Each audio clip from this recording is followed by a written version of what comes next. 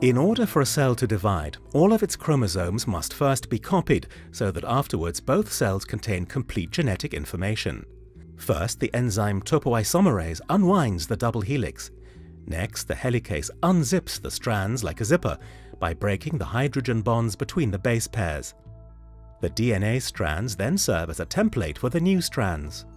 Short RNA segments called primers form the starting sequences. These primers point the way to the enzyme DNA polymerase. These polymerases move along each strand, at each point attaching the correct nucleotide from available free nucleotides in the cell. One laboratory application of the replication mechanism is the polymerase chain reaction technique, or PCR for short. Using PCR, a section of DNA can be reproduced millions of times. Required for this process are a section of DNA, primers that bind to the DNA, and a number of freely moving nucleotides, as well as the enzyme polymerase.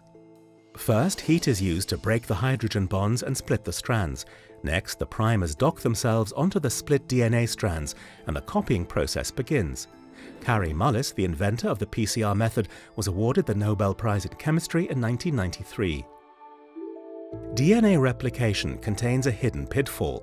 Since polymerase can't make it all the way to the end of the strand, each copied chromosome should end up shorter than the original. Luckily, nature has already accounted for this.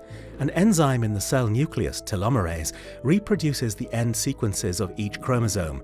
These end sections are called telomeres. Elizabeth Blackburn, Carol Greider, and Jack Szostak received the Nobel Prize in 2009 for their discovery that chromosomes are protected by telomeres. We made a synthetic little piece of telomere DNA, the little building blocks you can see here, from this tetrahymena, the one that had lots and lots of linear chromosomes. So I thought maybe it has lots of something that makes those linear chromosome ends.